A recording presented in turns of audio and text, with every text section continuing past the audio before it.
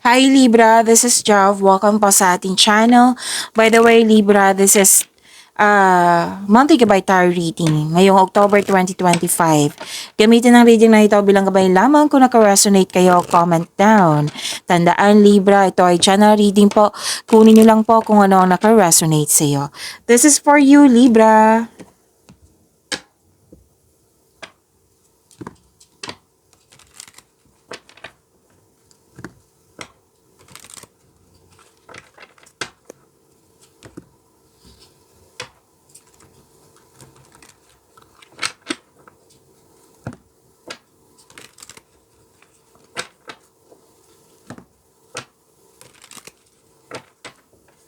Para po ito sa iyo, Libra.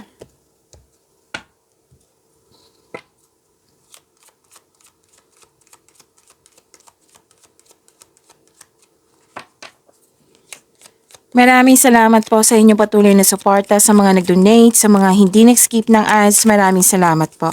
Sa mga hindi pa nag-subscribe, subscribe na po kayo at click bell notification para malaman nyo na may bago tayong video. Para sa mga gustong magpa-reading, comment po kayo ng personal reading.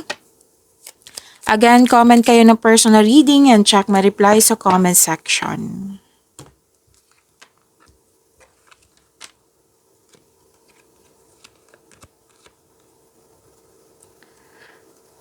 Okay. May biglaang pagbabago po. At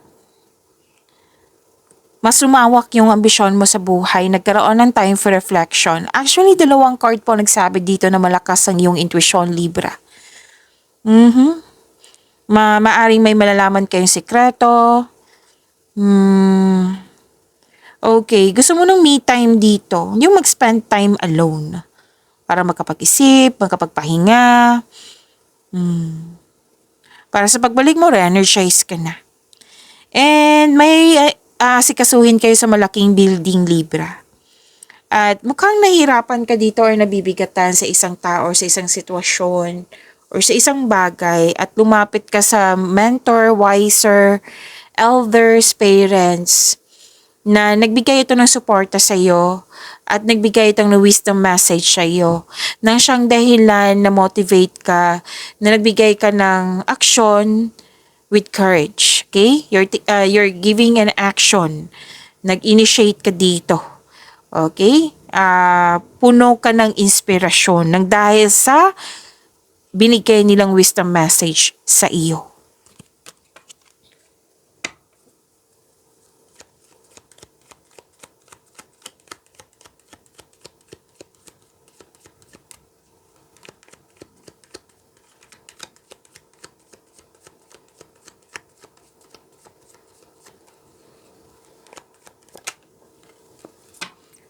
This is about your energy.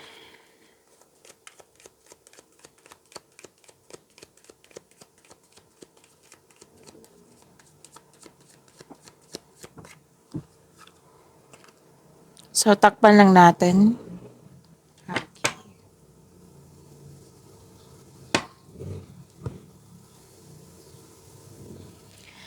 Kung may napansin kayo na repeating message, yan po yung pinupush ng course sa inyo, Libra. Like for example, nanood kayo sa inyong daily Gabay Tarot reading, sa inyong weekly Gabay Tarot reading, at dito din sa inyong monthly Gabay Tarot reading, at may napansin kayo na repeating message. Yan po yung pinupush ng course sa inyo na kailangan yung bigyan ng atensyon, solusyon, at aksyon kung maaari po. So, na yung energy ni Libra.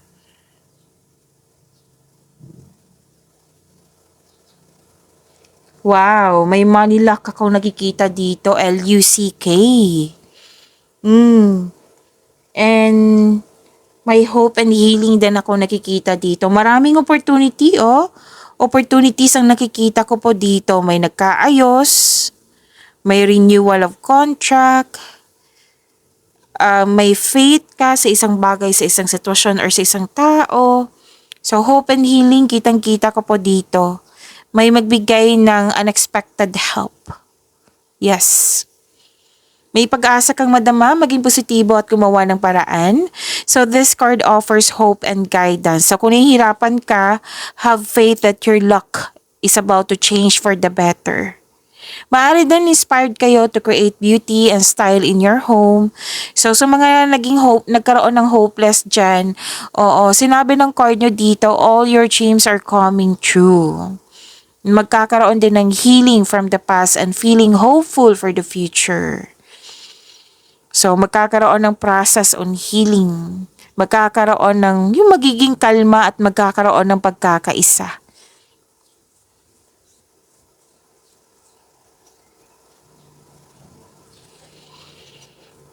So, magkakaroon ng healing po ha.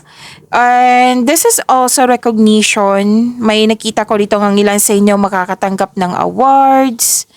Makilala ka, magiging sikat ka, fame. And ang ganda. So, claim nyo po. Ang ganda nito. Okay. Ang ganda nito kasi success din ito. May malaking blessings kayong matanggap. And, oo, makaka-receive kayo ng blessings at may success ako nakikita dito. And you're very happy. Oo.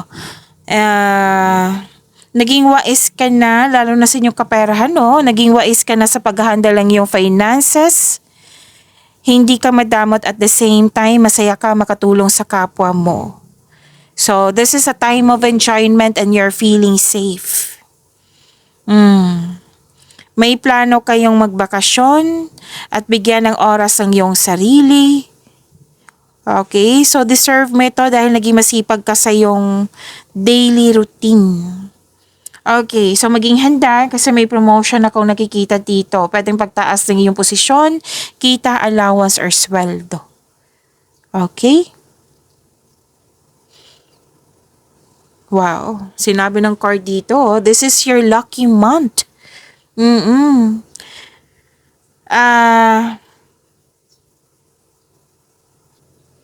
Mag-harvest din kayo dito eh.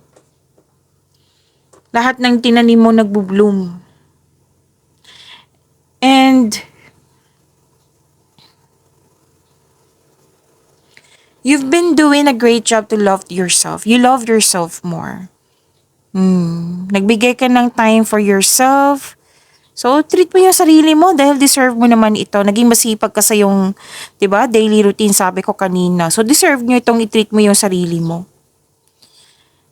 Wow, financial security is yours. Bakasyon talaga nakikita ko dito, Libra. Gusto mo or may plano na. Or gagawin mo na ito ngayong October 2025. So, take a break. Para sa pagbalik mo, recharge ka na. Recharge ng energy mo. Work can wait. You'll still be abundant after a well-deserved vacation. Okay, so, yung energy mo, most likely sa trabaho to na sobrang busy mo, na gusto mong magbakasyon. Oo, yung natandaan nyo yung sinabi ko kanina dito, gusto mo ng me time. Ang ilan sa inyo magde-decorate or mag-renovate ng bahay, bakasyon, basta focus kayo. Alam mo yung kung ano yung kailangan mo eh. Kailangan mo ng tamang pahinga. So, gusto mo, may plano dito, pwedeng may schedule na ngayong October 2025. You are now focused on what brings you the most peace.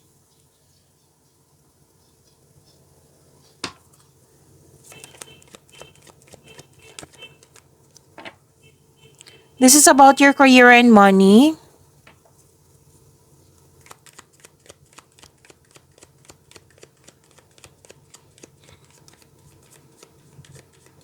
Ngayong October 2025.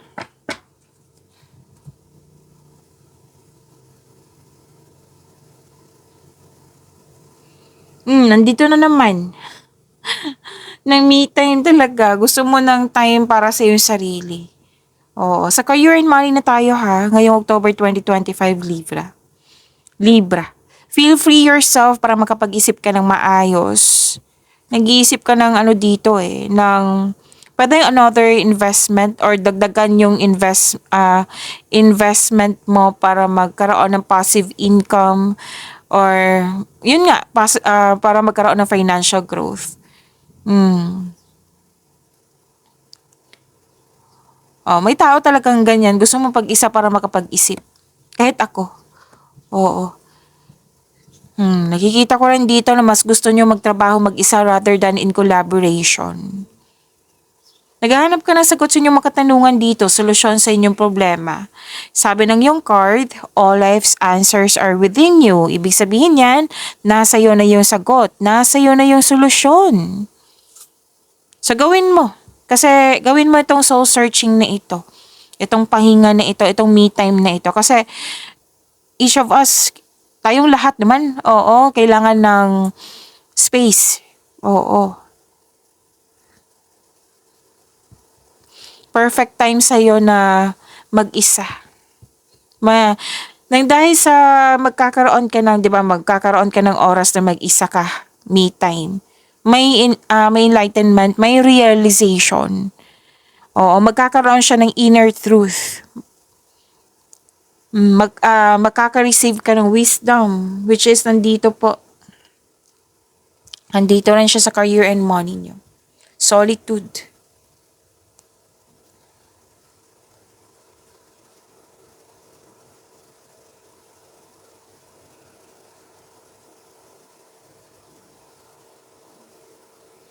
Andito pa rin yung ano, 'di ba may recognition dito sa energy mo, andito din. Sikat ka, marami kang ng patunayan na nagkaroon ng positive outcome kaya na-recognize ka, ginagalang ka, kinikilala ka ng mga tao. Oo, sikat ka, you're feeling powerful and enjoying being recognized sa workplace mo, kung saan ka man ngayon nagtrabaho. At makinig din kayo sa inyong intuition to grow your career more and take action toward increased prosperity. Your creative and enthusiasm are important part of your success. Sabi ng card, magaling kayo sa mga ginagawa nyo. At ang sabi ng yung card, magaling kayo na leader. Maaari din na may leadership role na binigay sa inyo. Kasi may promotion din dito at dito. Dalawang card kasi nagsabi dito. So, very confidence and sense of worthiness are elevated. Please know that you are divinely guided. Dalawang card mismo nagsabi niya na you are divinely guided. Oo, binibigyan mo ng time and effort yung mga ginagawa mo dyan. Kasi yung most likely, yung trabaho mo is passion mo. So, ini-enjoy mo yung mga ginagawa dyan. Binigyan mo talaga ng time, effort, yan.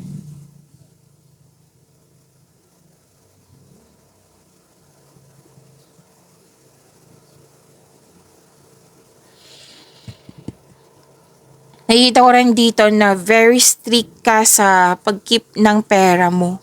Oo, conservative ka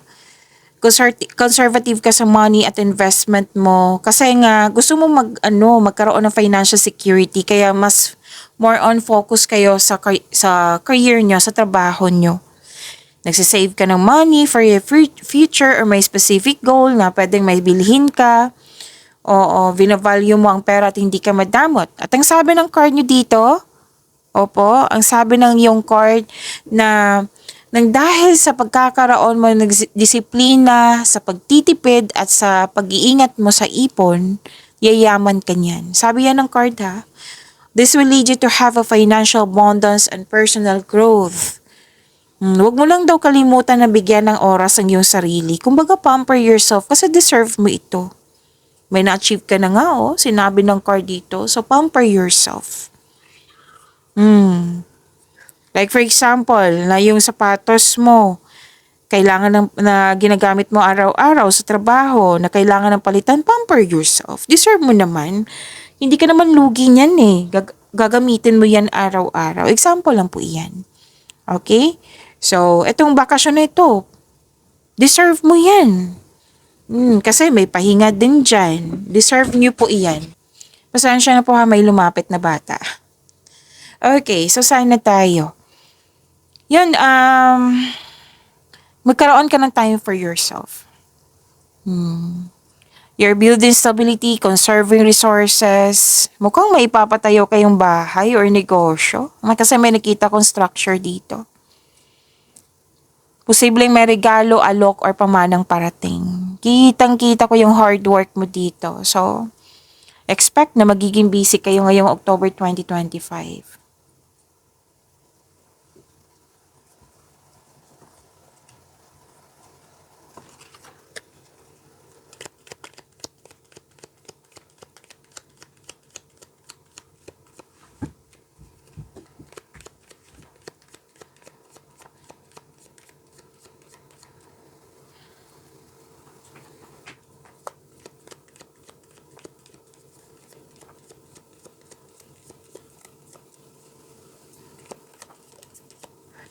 This is about your love life, self-love, partnership, and romance, Libra.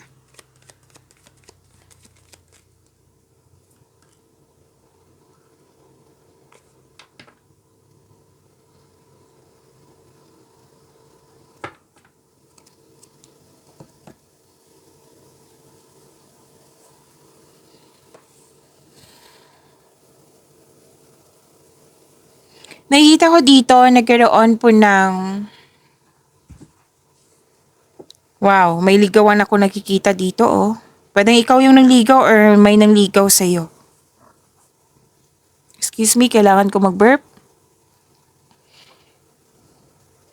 Oo, may nagpaparamdam dito eh. Pwede ikaw to ha, pwedeng siya. Nakikita ko dito na enjoy ka sa mga ginagawa mo, lalo na sa passion mo. May bagong passion kayo. Libra.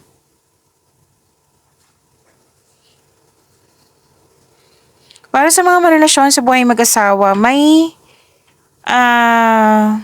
sasabihin o makakatanggap ka ng mensahe mula sa kanya or mula sa iyo na mag-set kayo ng date or outing. Yes.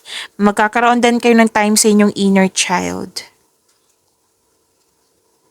So, may good news na darating po. May magsasorry sa'yo, oh. May gustong mag-reach out sa'yo, may gustong mag-sorry sa'yo. Humingi siya ng sorry.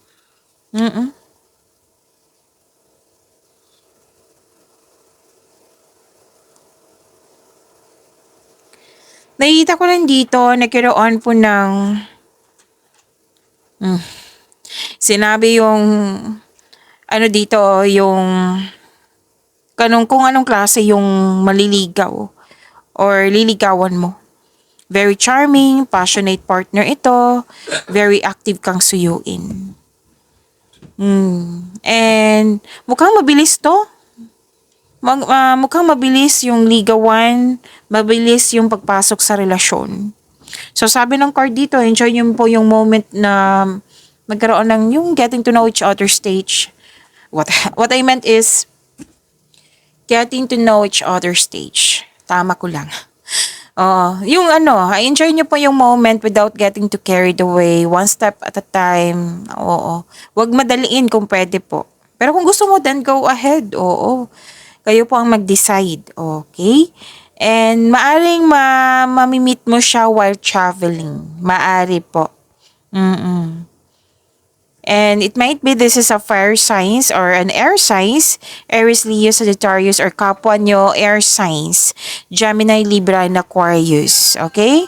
So, very confident yung, malakas ang loob niya, yung energy niya. Pwede din ikaw, malakas ang loob mo na ligawan mo yung crush mo.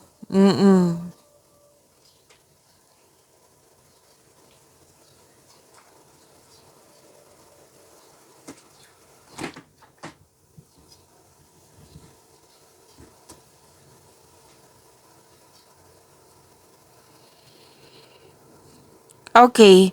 Iwasan niyo po mag-overthink. Sabi ng yung card. Okay? Kailangan na iwasan nyo sana or kung let's say kung kailan nyo to napanood, nag-overthink na kayo, kailangan mo ma-overcome yan. Anxiety ba ito? Worries ba ito? Overthinking ba ito? The best way is susuko mo kay God yung mga nararamdaman mo at hingi ka ng divine assistance. Okay? And kung gusto mo ng kausap, then go ahead. Kung gusto mo mag-journal na wala kang tiwala sa ibang tao, then go ahead. And make change. Okay? So, hindi ibig sabihin nag-alala ka, nagkaroon ng anxiety, nag-overthink ka, hihinto ka na. So, make change. Sabi ng iyong card. Yan lang po yung iwasan nyo. Sana, kung pwede po.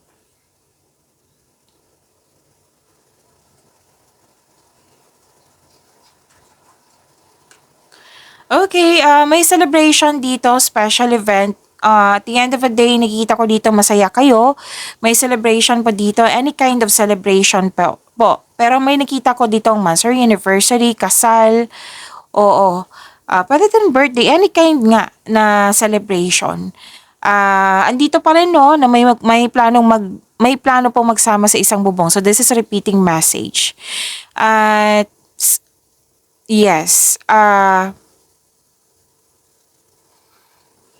okay. So, may mana, promotion, recognition pa rin sila sabi dito. So, bakasyon. At the end of the day, nakikita ko pa rin yung bakasyon. So, deserve nyo yan kasi naging masipag kayo sa araw-araw. Pag-imanin nyo po yung blessings sa binigay sa inyo. Libra, see you tomorrow. Maraming salamat po.